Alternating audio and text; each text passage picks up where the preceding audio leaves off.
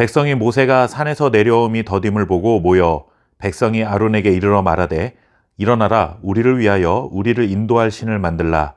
이 모세 곧 우리를 애굽 땅에서 인도하여 낸 사람은 어찌 되었는지 알지 못함이니라. 아멘. 출애굽이라는 기적과 같은 구원을 경험하고 시내산에 도착한 이스라엘 백성들은 그곳에서 또 한 번 큰 은혜를 경험하게 됩니다.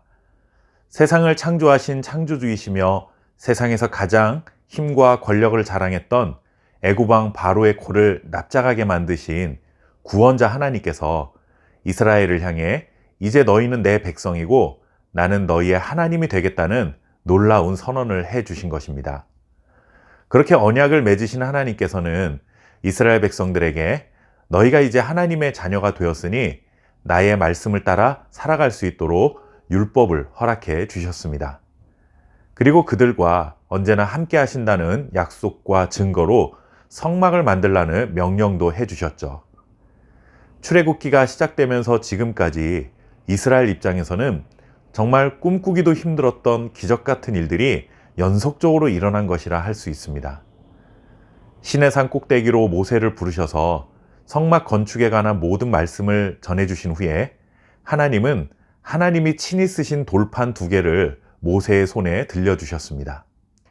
이렇게 감격스럽고 영광스러운 모습으로 마무리가 될 무렵에 정말 있어서는 안 될 일이 벌어지고 맙니다.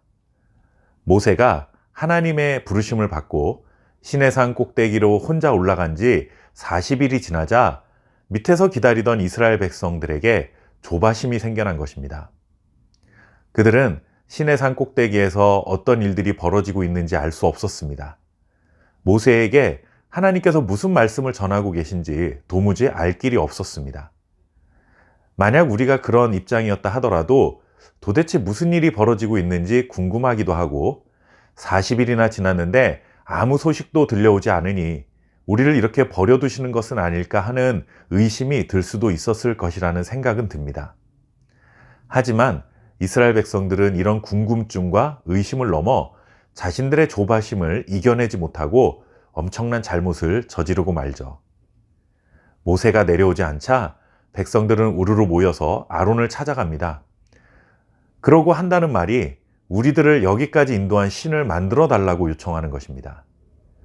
지금 이 자리에 오기까지 구원자이신 하나님의 모습을 물론 눈으로 본 적은 한 번도 없지만 애굽에 재앙을 내리시고 바로의 군대를 몰살시키셨던 하나님의 일하심을 경험한 사람들이었습니다.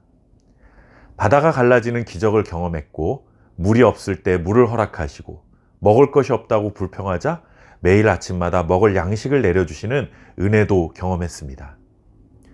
그런데 이제 40일이 지나 아무런 소식이 없다고 여호와 하나님을 신뢰하지 못하고 우리를 구원하고 여기까지 인도한 신을 만들어 달라는 말을 하는 걸 보니 정말 어이가 없다는 생각이 드는 것이죠. 이것은 하나님 외에 다른 신을 두지 말라는 10계명 중에서도 첫 번째 계명을 어긴 것입니다. 더군다나 다른 율법들은 하나님께서 모세를 통해 백성들에게 전해주셨지만 10계명만큼은 모세가 대신 전달한 것이 아니라 하나님께서 백성들에게 직접 말씀하셨던 것이었습니다. 많은 율법들 중에서도 가장 중요한 율법이고 율법의 핵심이라 할 수 있는데 그 10계명의 첫 번째 계명을 고작 40일 만에 어기는 죄를 짓고 말았습니다. 정말 이해하기 힘든 장면이지만 솔직히 우리들에게도 이런 모습이 없다고 자부하기 어려울 것입니다.